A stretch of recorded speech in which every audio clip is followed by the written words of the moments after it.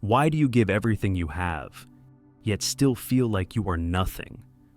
Why do you hide your emotions so well, only to drown in emptiness when no one is watching? These are not private doubts.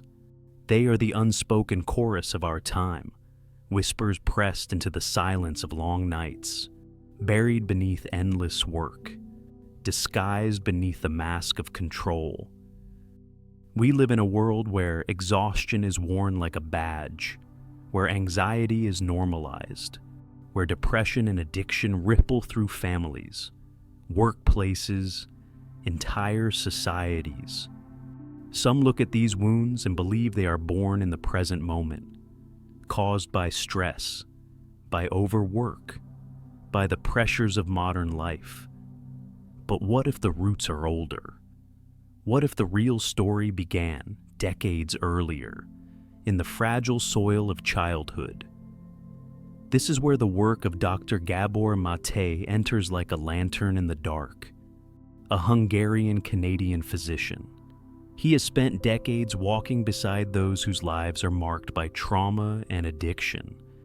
His message is both piercing and compassionate. Addiction is not the problem itself, but a cry, a strategy, a survival mechanism against unbearable pain. Trauma is not defined by what happened to you, but by what happened inside you, by the ways your nervous system learned to survive in the absence of safety, in the absence of love. And this is why the subject matters so deeply. Without understanding the scars of childhood, we are condemned to circle endlessly around symptoms, treating depression without touching its roots, numbing anxiety without asking why it grows, shaming addiction without hearing the wound beneath it. Healing then becomes like patching a roof while the foundation crumbles. So let us begin here, with honesty and with courage. Let us ask not only what hurts today, but where did the hurt begin? Because the answer to that question opens the doorway to the next part of this journey, the story of a man whose own life was shaped in the crucible of war, fear, and survival. Dr. Gabor Maté. If the opening questions revealed the hidden wounds of our time, then the life of Dr. Gabor Maté shows us what it means to wrestle with those wounds from the very beginning. His story does not start in a classroom or a clinic, but in a city torn apart by war. Born in 1944 in Budapest, his earliest memories were not of lullabies and gentle mornings, but of sirens, fear, and the constant threat of loss. To grow up in such a world is to breathe uncertainty, to carry the weight of danger before one can even walk. From that fragile soil, a question took root. Why do some become victims, while others turn into perpetrators? Why does suffering shatter one person, yet harden another into cruelty? These were not abstract puzzles, but the very air of his childhood. In many ways, the seeds of his lifelong inquiry were planted there, in the ruins of a city where survival was never promised. That question guided him toward medicine, first as a family doctor, tending to everyday aches and hidden sorrows. But his path soon led to the margins, to those the world often discards, the men and women caught in the grip of addiction. There, he did not see criminals or failures. He saw human beings carrying invisible histories, each addiction a language of pain, each relapse a reminder of wounds never healed. One story stayed with him. A patient addicted to heroin broke down in tears when Dr. Maté simply embraced him. It was not the drug that unraveled him, but the rare experience of safety in another's arms. That moment revealed a truth sharper than any textbook. The problem was not willpower, but connection. Not weakness, but the hunger for love too long unanswered. The story of Dr. Maté leads us to a deeper question. What exactly is trauma? If his life shows us the cost of survival, then the definition of trauma shows us why so many carry invisible scars. Trauma is not simply about what happened to you. It is not only the violent moment, the absence, the abuse, the neglect. Trauma is what takes root inside when you are not safe, not seen, not held. It is the wound carved into the nervous system, the fracture in the story you tell yourself about who you are and whether the world can be trusted. Consider this.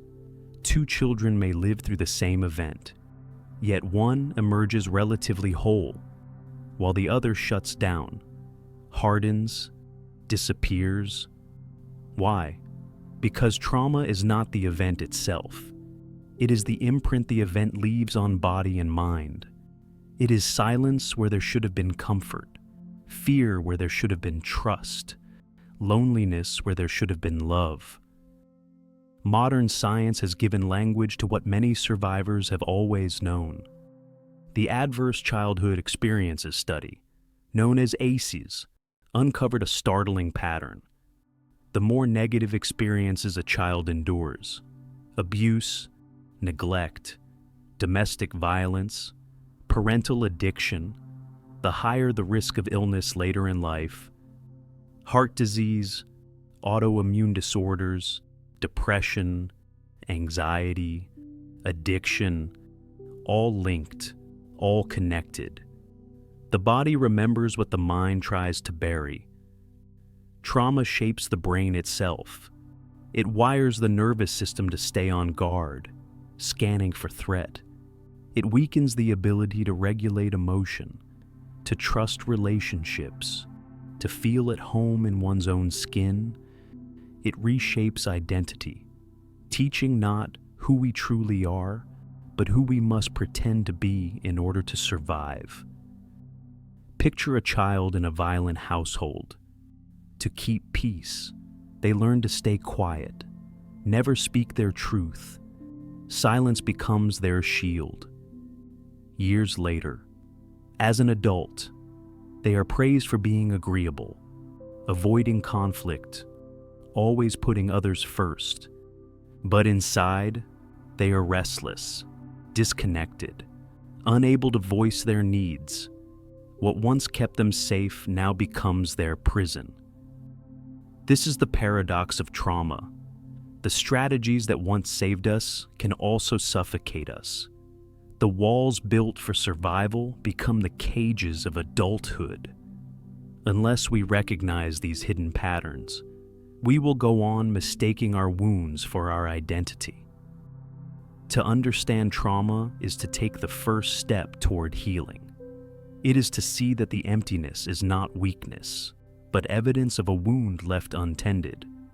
And from here, we can begin to trace how those wounds are linked to addiction, not as a flaw of character, but as an attempt to soothe the unbearable.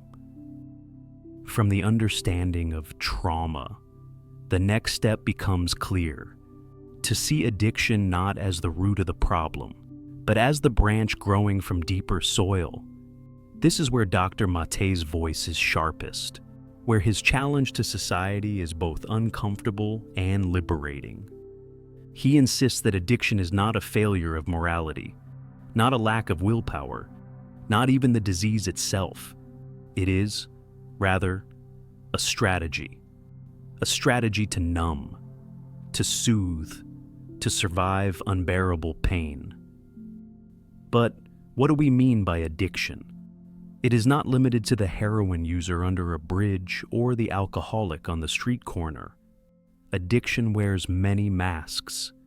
It can be the glass of wine that becomes 2, the scroll through endless feeds until morning, the relentless climb up the corporate ladder, the desperate chase for applause, the need to be desired, the inability to stop working.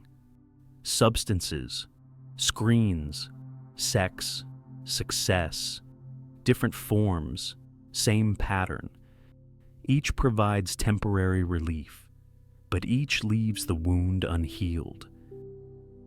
Addiction is like borrowing against the future to survive the present. It offers a short breath of freedom, a fleeting taste of control, a momentary escape from inner chaos. Yet, the bill always arrives. What feels like relief today deepens the ache tomorrow. The very act of seeking comfort creates the cycle of shame, and the cycle of shame demands more comfort. Round and round it spins, the loop of craving, the loop of emptiness, the loop of despair. And so, the question changes. Instead of asking, why the addiction? We must dare to ask, why the pain?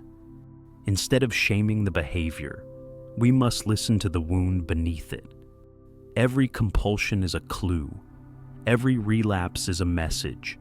Every dependence is a desperate attempt to find what was missing: safety, connection, love. This shift of perspective is not only intellectual, it is revolutionary. It softens the gaze toward those who suffer.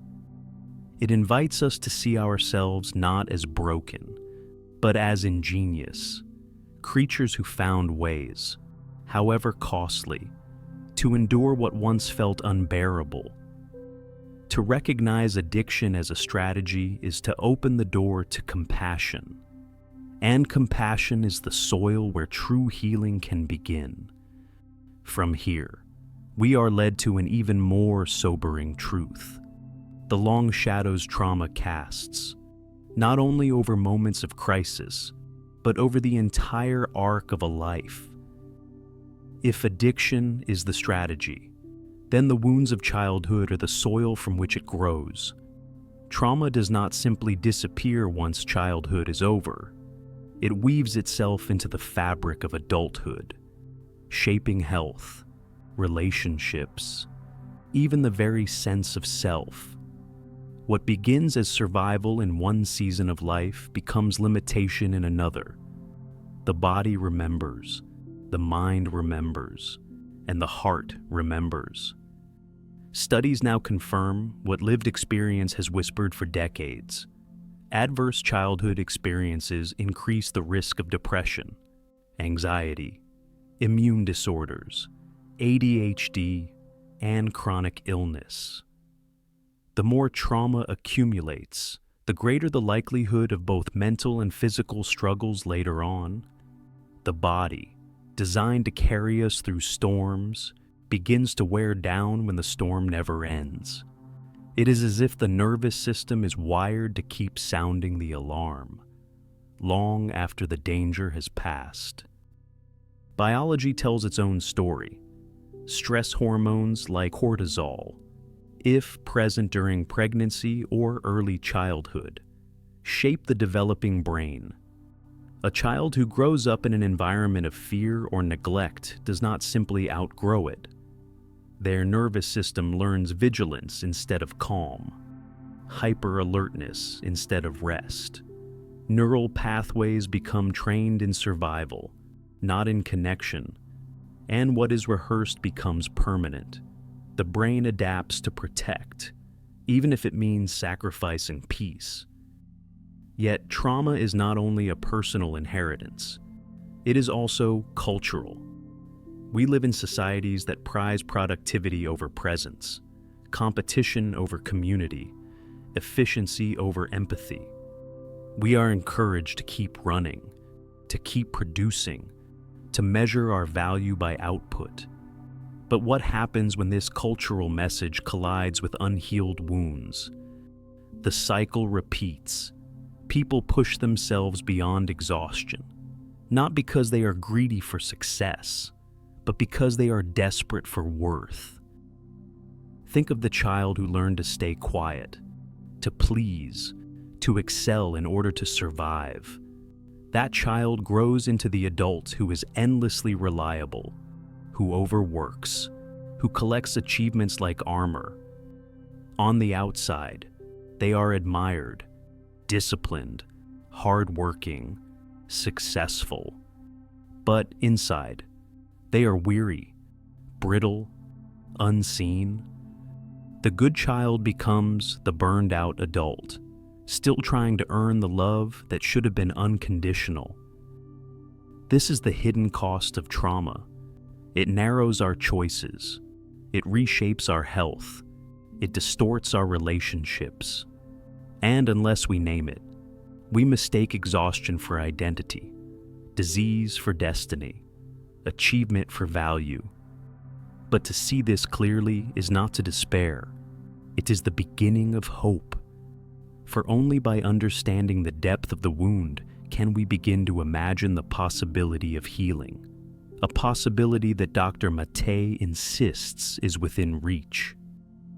If trauma shapes the arc of our lives, then healing is the work of reshaping that arc, not by erasing the past, but by meeting it with compassion. The first step is both the simplest and the hardest: to acknowledge the wound. Healing begins with honesty. It begins by naming the pain we once buried, by recognizing the survival strategies we once relied on, and by honoring them. Because even the habits that now weigh us down, the silence, the perfectionism, the compulsions, were once ingenious tools.